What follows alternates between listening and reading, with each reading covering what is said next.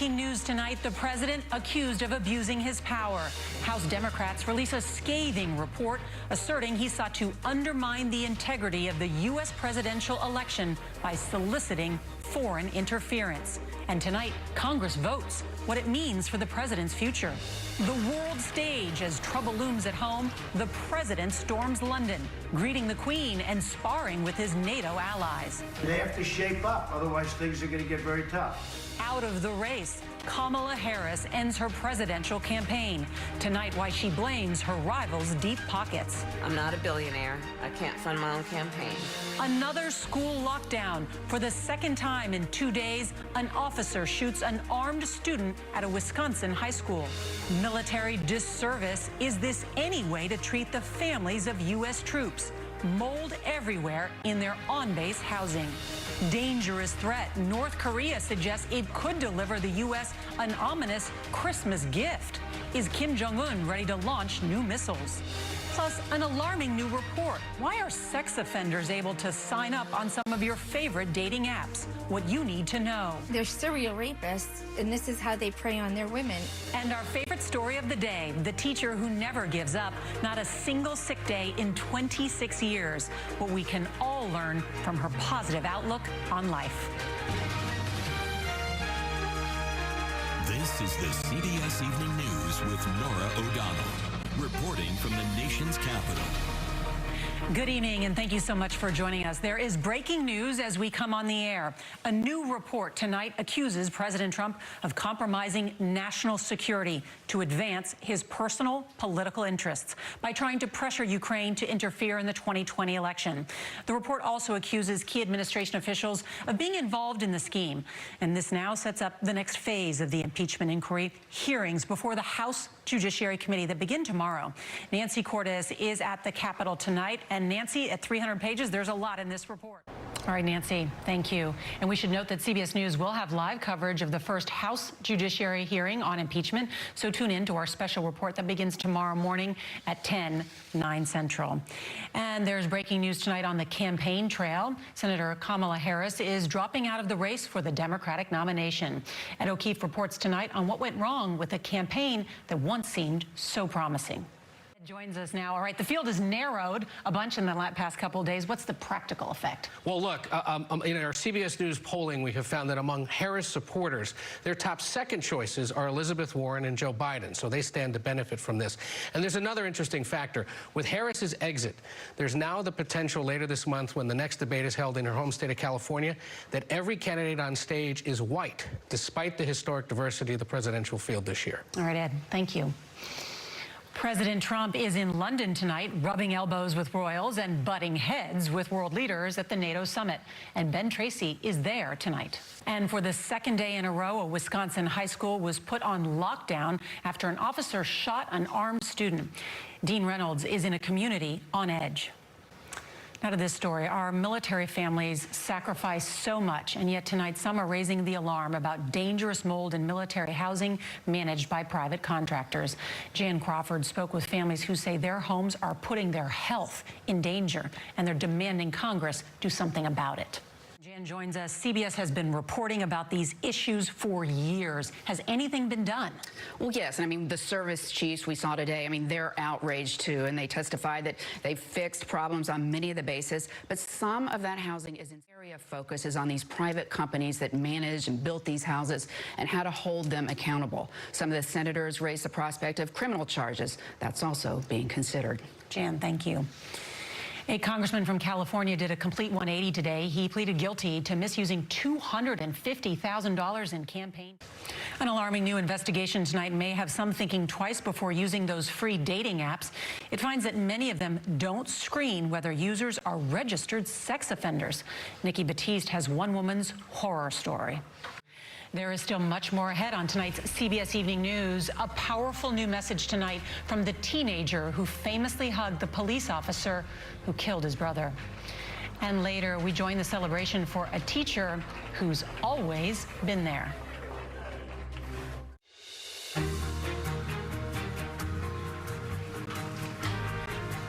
There was an extraordinary moment near Dallas today. Brant Jean, whose brother Botham was killed by a white police officer, accepted an Ethical Courage Award. Up next, this incredible story about an unstoppable teacher, and she shares her secret for longevity.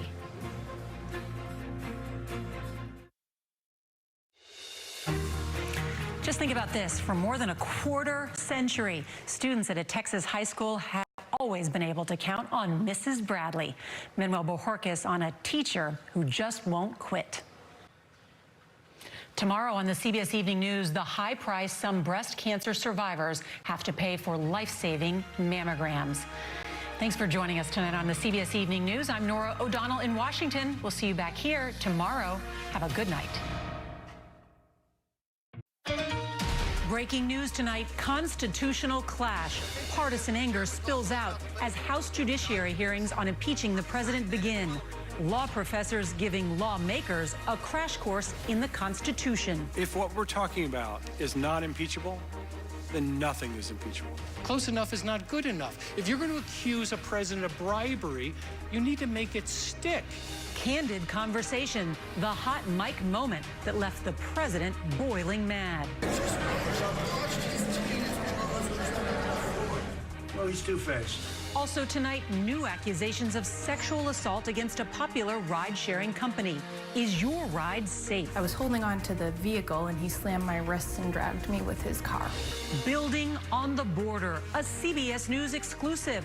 A first look at the president's border wall now under construction.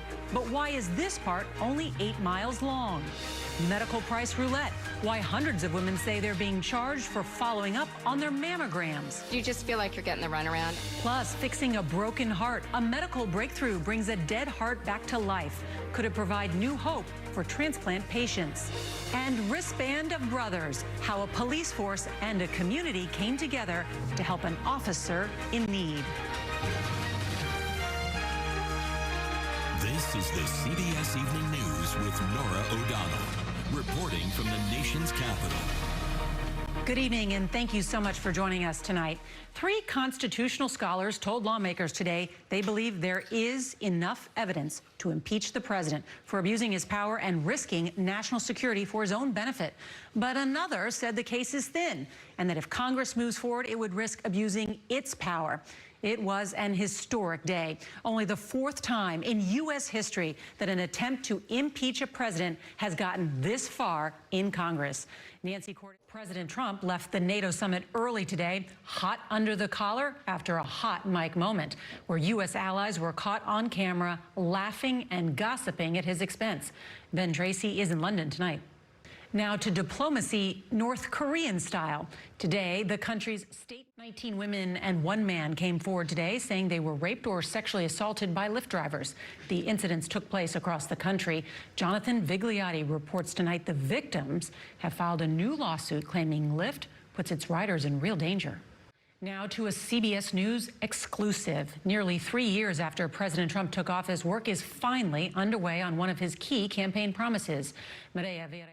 Tonight, Attorney General Bill Barr is igniting fresh controversy with comments that some see as a threat to communities of color. Here's Jeff Pegues. Jeff Pegues joins us. So is the Department of Justice walking back any of these comments by the Attorney General? No, the AG is standing by those comments. We reached out to DOJ to see if they wanted to clarify. We did talk to law enforcement sources, and while they weren't comfortable with Barr's language, they did acknowledge that this is a tough environment for police departments across the country right now. In fact, they're all having a hard time recruiting. All right. Thank you, Jeff. Now an update in our investigation in partnership with Clear Health Costs into what women are paying for mammograms and other medical tests. We heard from hundreds of you, including breast cancer survivors, who want to know why follow-up tests are sometimes. There is still much more ahead on tonight's CBS Evening News. A breakthrough surgery gives hope to patients in need of a new heart. And later, an officer in need learns why his hometown is called the Good Neighbor City.